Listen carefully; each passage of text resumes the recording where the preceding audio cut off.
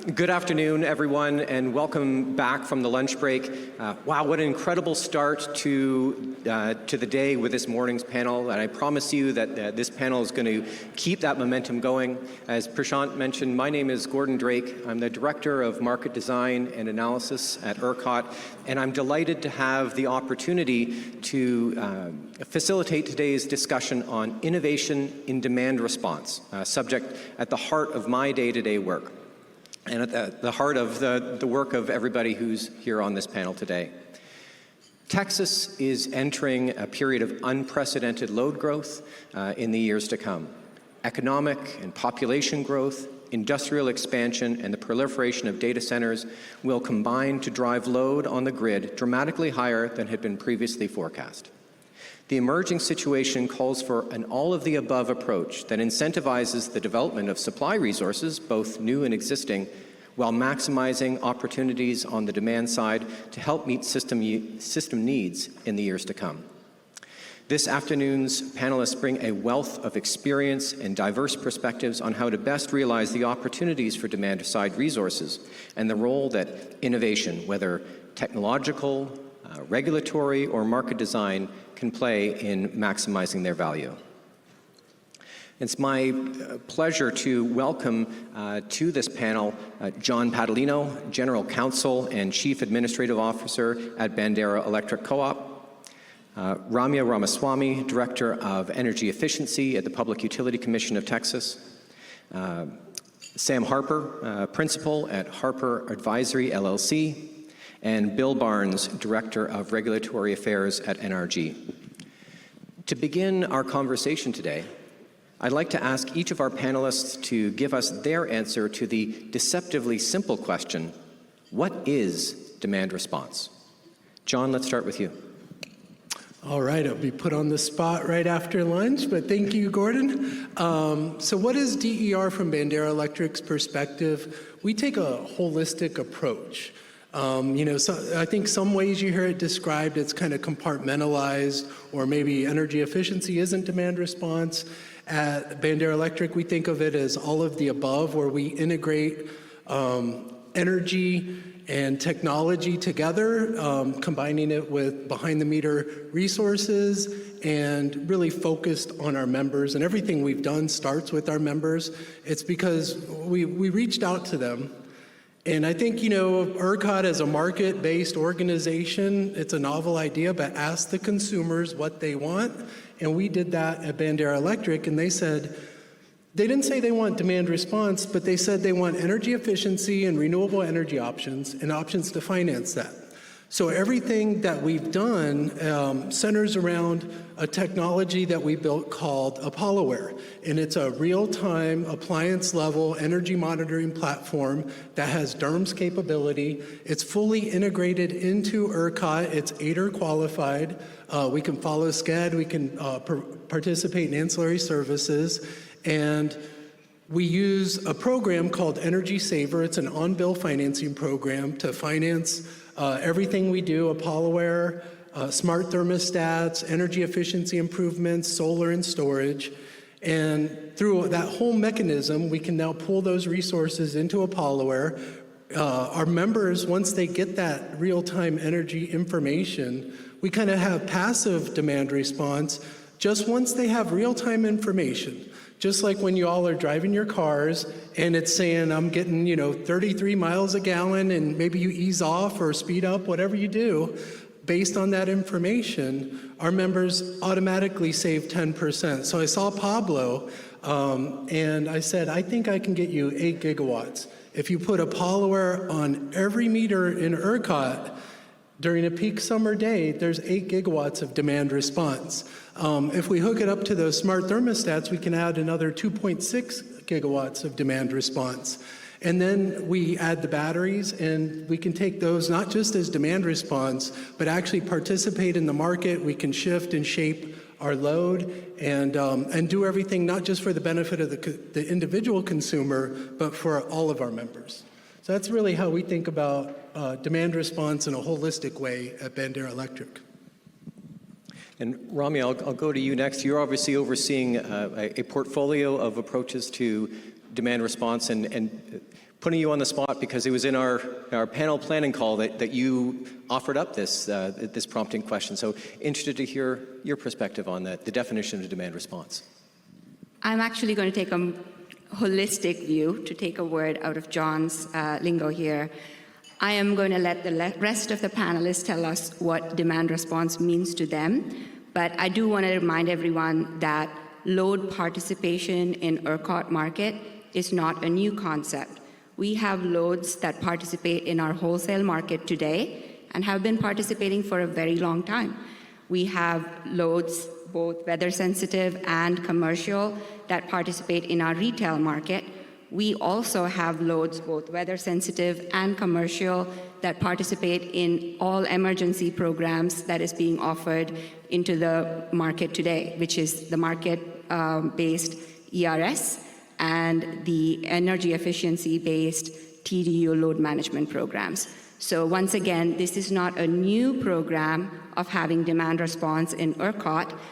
What we are very much looking forward to is the data that, thanks to the last legislative session, the bill that was passed, and then the subsequent rulemaking 25-186, that is going to provide us data. The data is going to be provided to ERCOT, and we will, of course, get a holistic look of all the data that is going to help us understand retail demand response at the residential level. Wonderful, and a great observation that we have a lot of demand side participation already. Where obviously part of the innovation is how can we continue to maximize the benefit of what we have, and how do we grow that further. Sam, you're speaking on behalf of a constituency that has been very active in the Texas market through large industrial consumers. Interested to hear your perspective on what is demand response. Yeah, thank you. So I come from the steel industry, and I represent primarily large industrials with a focus on kind of the classic industrials, manufacturing in particular. And my definition of demand response is, I like holistic, but I was going to say broad or expansive, because I don't think it's just ancillary services. I don't think it's just an ERCOT controlled program, or even a REP controlled program, or a TDSP controlled program. Price response, voluntary price response matters. It's important. Even long-term planning, like am I going to install a natural gas boiler or an electric heat system, long-term matters a lot. We had some good conversations earlier this morning about the interconnection queue and adding some demand flexibility, either with resources on site and or load flexibility, is a big part of the solution to our problem of how do we integrate gigawatts of new load. And so I take a very broad view of demand response. It's all valuable. And I would just take the opportunity to emphasize or elevate the importance of demand response. For a long time, it was an afterthought. Yeah, we've got a couple thousand megawatts. They help out a little bit. But if you think about any supply-demand market, the demand side matters just as much as supply. And that's been historically difficult to reflect in electricity markets for a lot of reasons. But just because it's difficult doesn't mean we shouldn't do it, and it's becoming more and more important to get it right. Great. And Billy, you're at the other end of the scale, perhaps, where Sam is talking about large industrial consumers. As you think about this as a competitive rep and enabling the residential as part of your portfolio, again, how are you looking at this holistic view of what demand response is? Well, first of all, Gordon, I just want to say thanks for the opportunity to be here. What a beautiful day to be inside and talking about important and interesting industry things. If that flash flood alert doesn't lift, maybe we can do a lock-in this evening and just an ERCOT nerd out, and we can talk about all these interesting things. So appreciate the opportunity to be here. Our perspective on demand response is a little bit unique, but definitely some overlap. And we also talk about a lot of the overlap between energy efficiency, which is a big topic for Ramya as well, and demand response, the difference between those two types of products. From a retailer's perspective, really demand response is anything that we can do to change the customer's behavior in terms of how they consume electricity, that is aligned with the retailer and aligned with ERCOT's needs, right? And compare that to energy efficiency, which our view, when we think of energy efficiency, we really kind of emphasize the second E, efficiency, which is addressing like the leaky home problem, right? So insulation, windows, HVAC maintenance, tuning, things that make the home become a better thermal battery, right? And those types of programs only increase the efficiency of demand response programs. So again, energy efficiency helps that maintain that thermal battery in a home to make it sure that it stays cooled or stays heated. And then when the retailer provides those incentives through competitive products to modify that customer's behavior, whether it be an event-based demand response, so that's a very specific type of time period in terms of when we're asking the customer to change their consumption pattern, versus behavioral demand response, which is more like a time of use product. So shifting consumption versus we need it right now, I would like to have it this evening or tomorrow evening, and we deploy that either through email or text message or smart thermostats, which is one part that we're very excited about and have focused a lot of attention on, is growing the role of smart thermostat programs in the demand response space. So from our view of the world is we have the best platform to grow, particularly residential demand response, in the competitive retail market. And we have, through the past 20 years of evolution of this market, tried to do demand response programs maybe outside of the competitive market through the energy efficiency program, things like that. So we want to try to shift focus back to the foundation of the competitive retail market, which is the retailer's relationship with the customer and aligning the incentives from beginning to end, from what ERCOT's looking to accomplish all the way through the retailer to the consumer to lower the cost to serve. And that is a win-win-win. And so that is our focus when we talk about demand response from a retail perspective. Well, thanks to all of the panelists for sharing their perspective. I think it was a great way to set the context for our conversation about demand response. And demand response has come a long way from traditional models of shifting production and direct load control devices. I'd be interested to hear from each of the panelists what technologies are proving most promising for scaling demand response in your particular sector, and what implementation challenges have you encountered? And we'll go the other direction this time. I'll start with you, Bill. You're dealing with devices at the kilowatt level. How does technology make that meaningful at grid scale? Yeah, I might ask I think we have a chart that I think might help. Thank you. Really appreciate this. So I completely stole this chart from ERCOT, and I want to just a quick shout out to all of our friends on ERCOT staff that do a good job of putting together information, reports, and data for stakeholders to consume to help us kind of understand the state of the world. This is one of my many favorite ERCOT charts. There's a whole list, but this is, I'd say, top 10. And let me just walk through what this chart is conveying and then get back to Gordon's question about devices and things that we're seeing in terms of trends. So this is showing you the composition of peak demand by customer type or customer class, essentially, for 2 different days. The kind of bar on the left is a typical mild spring day. March 30th, 2023, 5 p.m., the ERCOT loaded time was 46,585 megawatts, 72 degrees in Dallas. So if you look at the composition of peak demand by customer class, 52.7% is large C&I, 24% small commercial, 23.3% resi. Now, take a look at one of the hottest days. This is I believe the record peak demand day that still is prevailing in the ERCOT system, which is August 10th, 2023, 5 p.m. The peak demand at that time was a little over 85,000 megawatts, 101 degrees in Dallas. just look at the blue portion. So this is why you're going to hear me over and over and over again emphasizing we have got to figure out how to get more participation by the residential class of consumers in our demand response programs, 47.3%. So roughly half of summer peak demand is residential AC demand.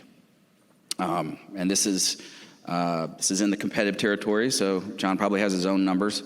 And so if you look at the amount, and you can tell by profile, who's weather sensitive and who has the ability to curtail and respond based on their load pattern, their load factor, it's, I'm sure, over 30,000 megawatts today if you look at that number. So opportunity, John mentioned 8 gigawatts.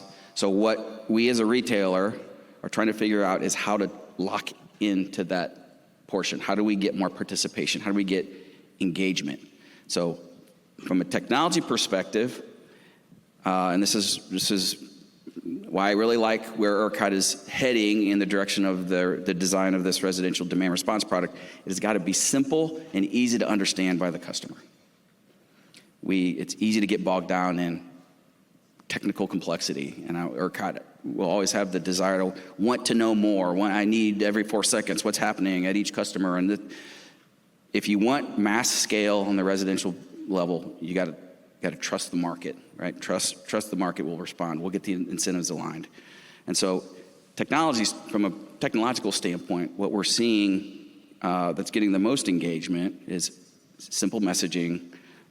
You can't call the programs too often, so there's definitely a balance into how often the customer wants, if they sign up for a demand response product, peak rebate, whatnot, they want to know that they're helping, right? It feels good. I got a message today from Reliant. I turned my thermostat up to 78 degrees. I did my part.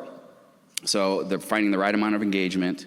And then motivation. So customers want to see that they have reduced their bill, right? Whether it be a bill credit or also any type of incentive that gets them to respond that's a meaningful amount. But obviously for us, smart thermostat aggregations is the direction, is where you can really start to unlock. I mean, home battery systems are great, but in terms of reach, if you want to talk about hundreds of thousands of customers, maybe millions of customers, not everyone can afford a home battery system, and not everyone can afford paying an electrician to come in and wire it up. Smart thermostat is well within reach. That's why we're really supportive of the programs that the Commission is rolling out, and including that in the energy efficiency program. So smart thermostat connected to an app that is communicating with the customer so they know when they're getting deployed and they can see that they have a meaningful contribution to reducing their demand. Thanks, Bill. Thanks. And John, you talked about some of the complementary technologies that Bandera has been advancing in parallel. How are you using those complementary technologies in the home to enable awareness of that electricity usage for your members? I think we've got a slide on this as well. Yeah, there we go. So as I, in my intro remarks, talked about our program, so the program is our Energy Saver program. It's a 3-tier on-bill financing program. And the first tier starts off, a member typically will call us and say, hey, I heard you had a program that can help finance a new air conditioner. That's almost the number one way that they get a hold of us is as the HVAC contractor says, hey, call BEC.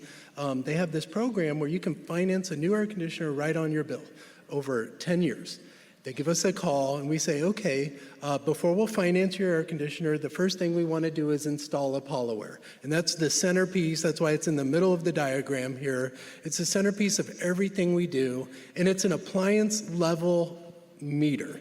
It's a revenue grade. It could be the next generation of electric meters where we monitor at the appliance level all the large loads. So we do the whole load of the house. We do the HVAC, the water heater. If they have a pool pump, we'll try to hit those. If they have solar and storage, we put it on there as well. But like Bill said, not everybody can afford solar and storage. So we definitely try to get the air conditioner. And that really, it gives us an ability not to baseline on 15-minute intervals, but baseline at the appliance level with real data on how that appliance is operating. At the same time, we also install a smart thermostat because Bill and I go to the same church, the Church of the Smart Thermostat Program. And we know once we give them the data, and it's just like having a gas gauge, I could, pull up the app right now, have my wife turn off some fans at home, and every ceiling fan is about 200 watts. And there's probably a couple fans in everybody's home going on right now. So yes, that's about 600 watts, just trucking along. If you have a TV on, there's another 100 to 300 watts. We're already at 1 kW. And that's, once you know that, you turn it off. It's kind of like when my dad used to tell me as a little kid, hey, turn that off. But now we have an app, that can show you that in real time and give you that engagement to know, oh, if I adjust my thermostat, I can save on my electric bill, and it can show you in real time how much you're going to save. So that's tier one, ApolloWare and the smart thermostat. I have BC Fiber there because we're kind of a unicorn. We're an electric service provider, but we're also an internet service provider. We have our own fiber to the home network built across our grid, and we try to hook everything up to the fiber that we can. So we try to hook our ApolloWare device up to our fiber network, and then if we end up installing batteries, have those hooked up as well, because everything we're doing, if you want to call on that device and, like Bill said, you want to shift or you need, a certain reduction right now, you need it right now, and the only way to get it, to guarantee it, is a robust, reliable internet connection. That's something I think I heard a couple panels ago, how we really need reliable communications. We saw with the microphones that we needed reliable communications, and we saw right here in an ERCOT meeting that wireless just doesn't cut it. Wireline is the best way to do it. So once you get that smart thermostat, a member can start adjusting their load. They, like I said, working with IdeaSmiths, Michael Weber, who's way smarter than I am, figured out the data, said, a Bandera Electric member saves about 10%, just with what I described so far. Then we'll finance the insulation, weatherization, HVAC, water heater, any energy efficiency fixed appliance. Once we seal that energy envelope up, we'll finance solar and storage. And we were doing all of that right before Uri, and then we had a nice demand response program, courtesy of the friends at ERCOT, where we were cutting about 30 megawatts at a time, and we knew we could do better if we could control those devices. At this time, we're just giving awareness information to our members. And we started filing comments, we got on the ADER task force, and we like to do the hardest things first at Bandera Electric. So we said, well, we'll turn ApolloWare into a DERMS. And we didn't do the typical demand response part of DERMS first. We went right to ADER. Let's connect it to ERCOT and follow SCED.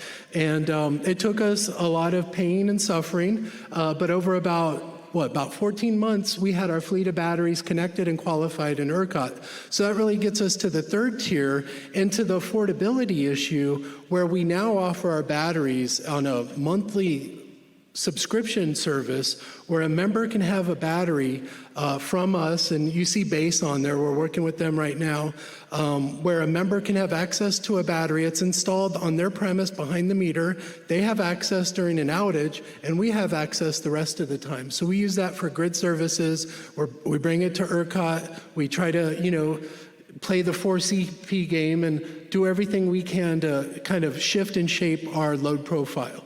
So starting with the technology, and really, your question to Bill was, what challenges are there? It's communications, and it was that technology of having the right platform. There was no platform that could do what we built at Bandera. Thanks, John.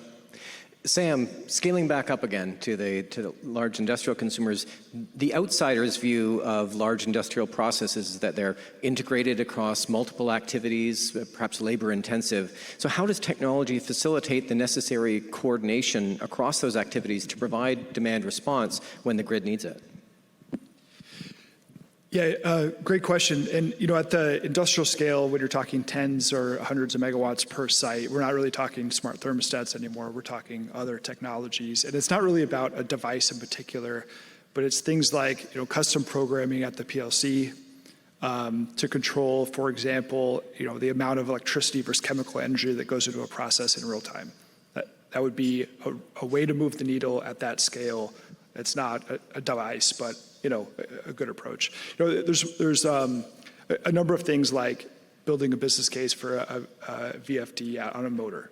There's new control systems to monitor and control many relatively small loads for industrial site, remotely, so you can be more proactive. So we see those sorts of things, and then we also see the addition of resources, both storage and generation on site, and all those things work in concert to give the reliability, give the benefit to the grid while also producing your widget. And so I want to emphasize that there's a lot of innovation happening within the industrial sector, even if the program has been in place for many years. There's still innovation happening to offer more megawatts or the same megawatts with more economic output at the industrial facility, or cover more hours under different conditions.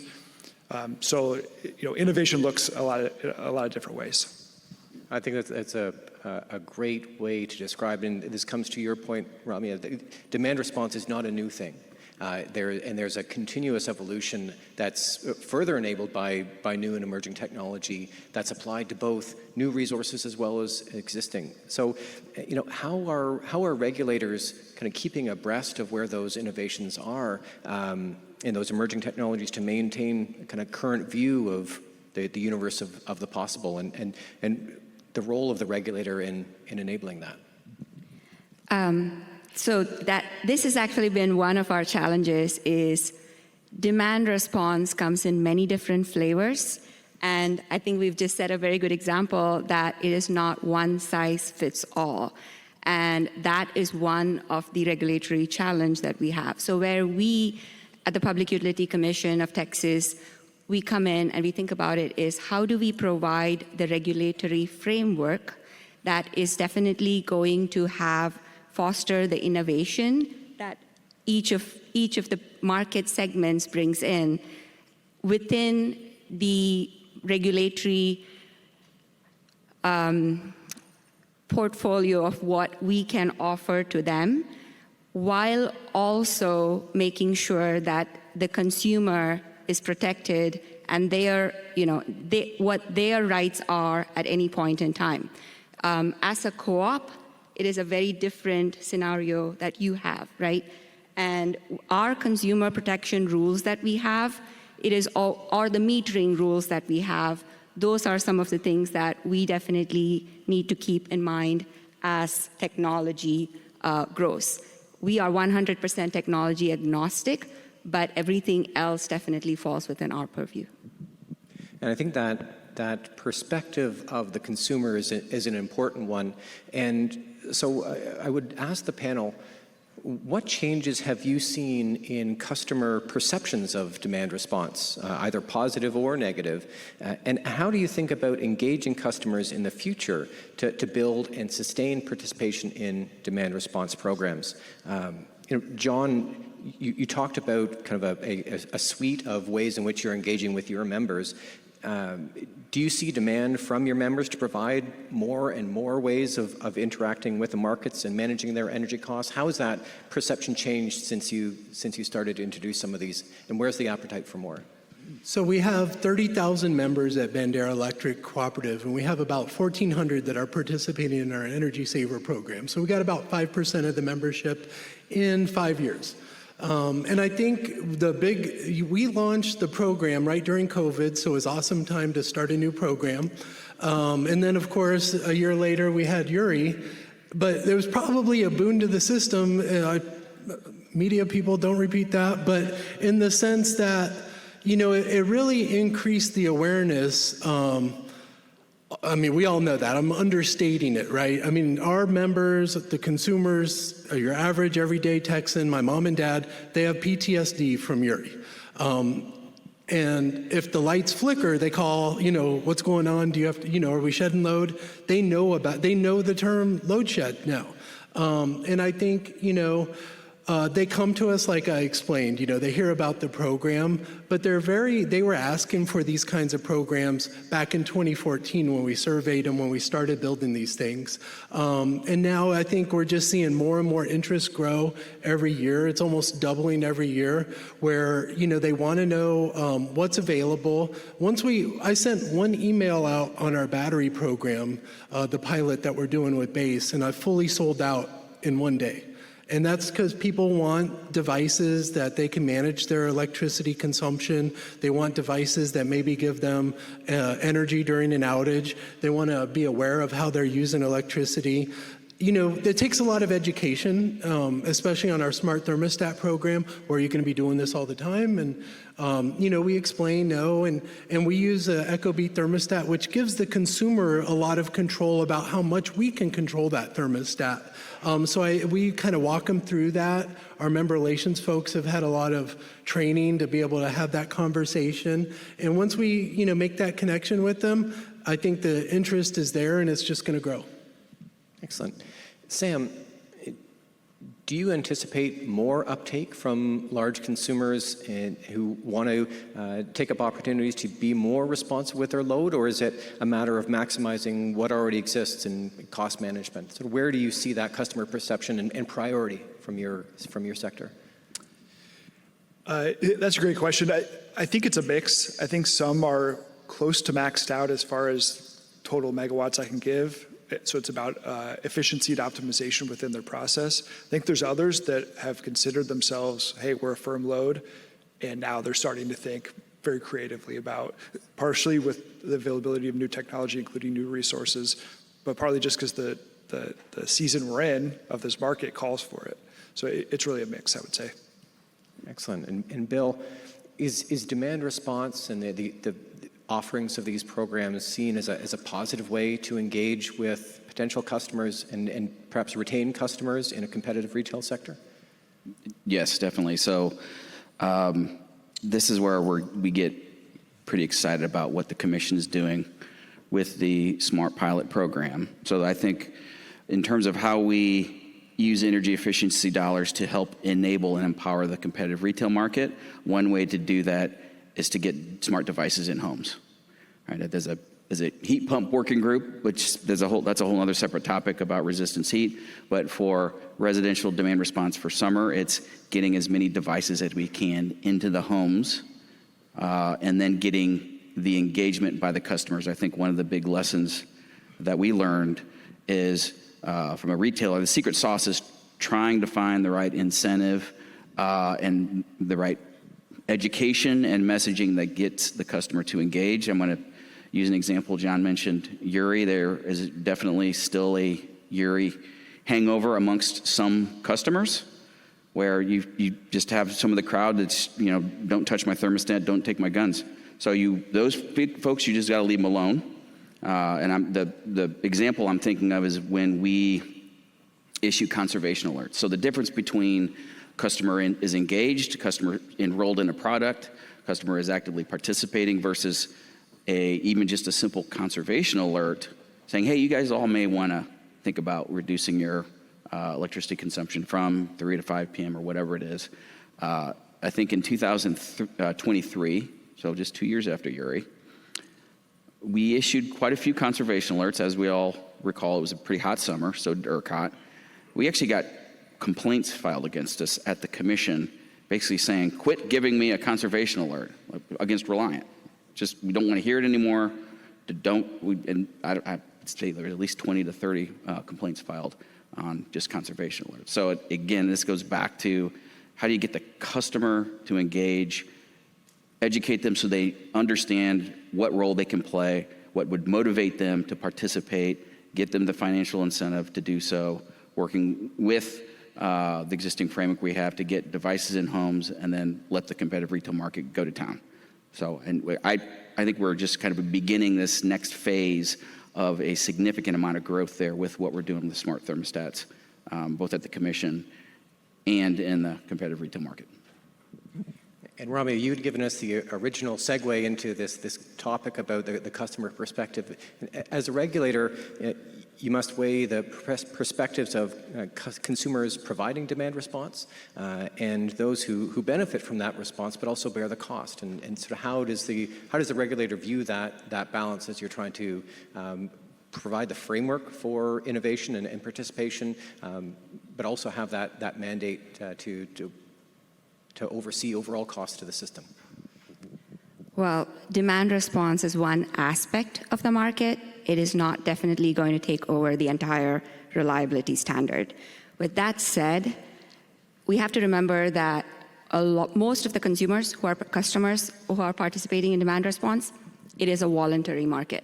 So they have the control at the end of the day. So the more we dispatch them, the less they are going to participate. So that is the first thing we do have to remember, that, which is why 25186 and the data that we can get is going to definitely help both ERCOT and us think about this in the long term, especially for the residential consumers, right? Because the residential consumer is not just made of homeowners or multi-family, multi-family units, that both of those energy efficiency does touch and help.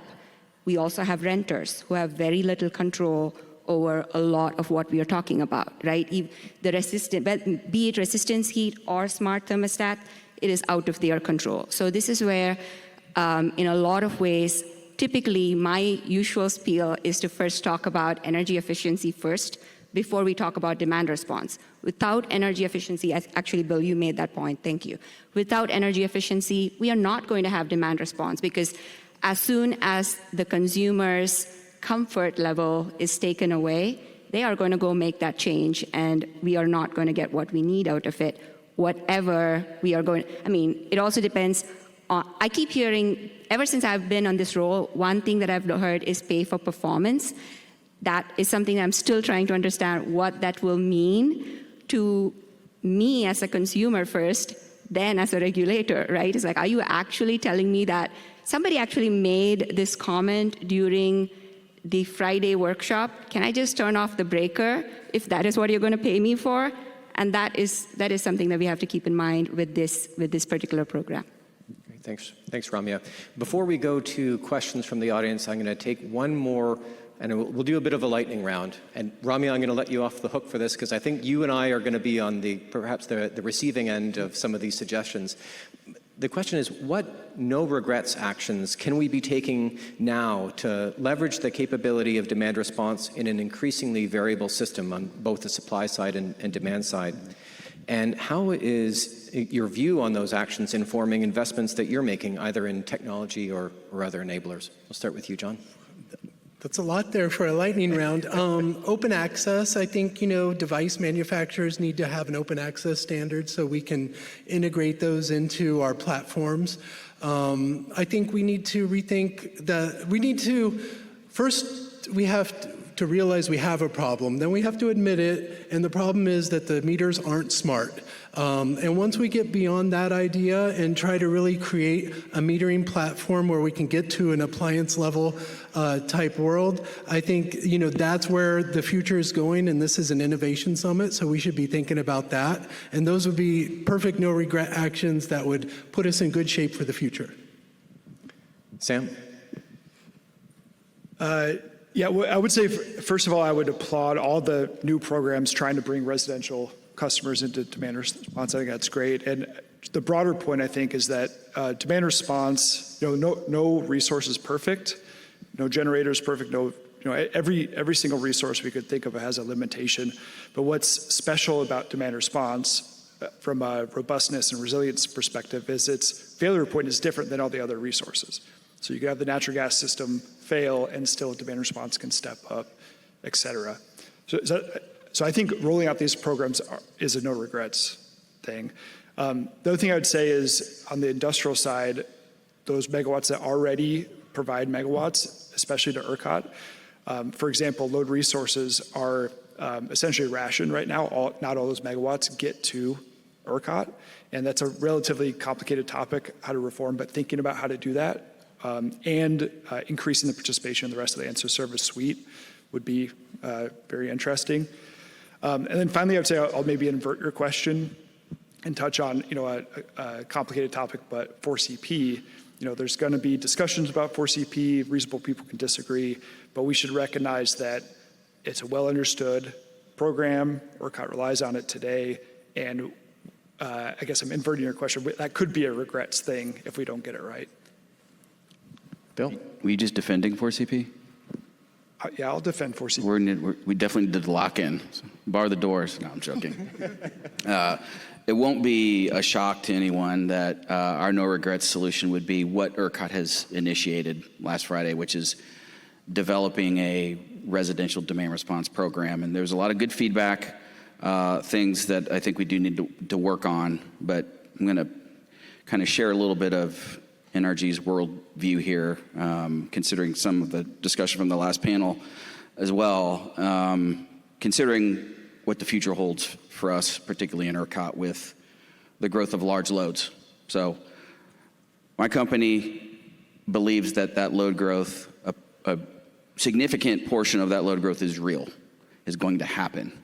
Now, we've got a pretty wide range of what the potential outcomes are, but we are concerned that the amount of load growth that occurs in the next 5-10 years will be a meaningful amount of load growth, an amount of large load growth that could easily overwhelm our existing resources, not only transmission, but also generation as well. So that poses a resource adequacy concern.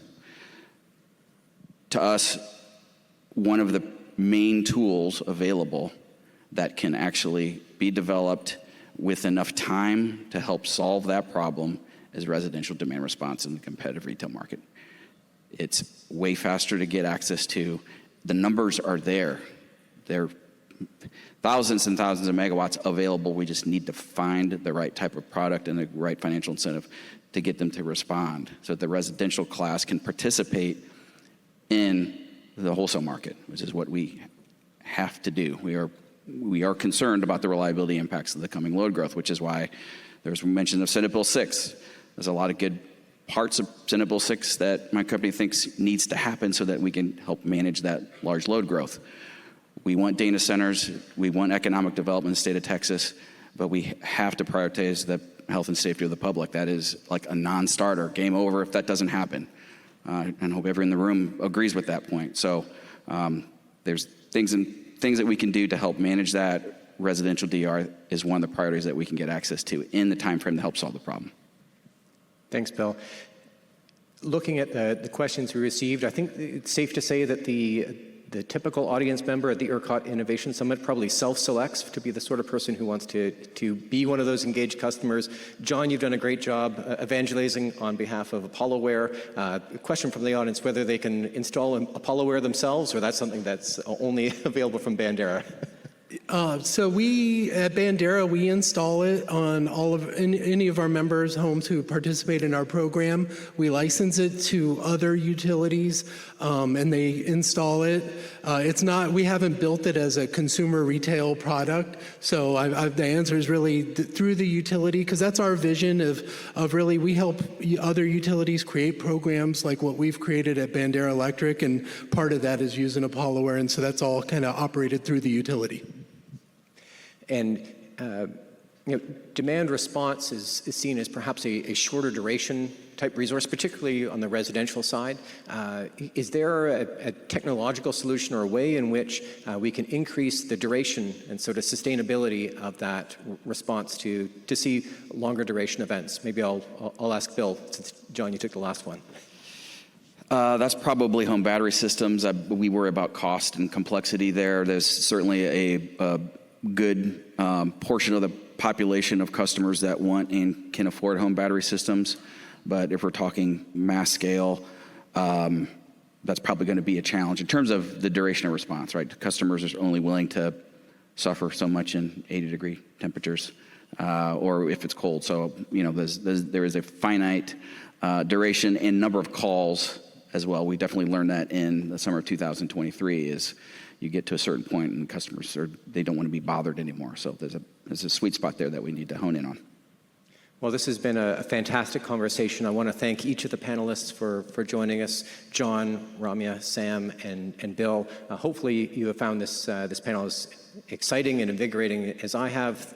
Please join me in thanking our panelists, and happy to welcome Prashant back up to move on to the next panel.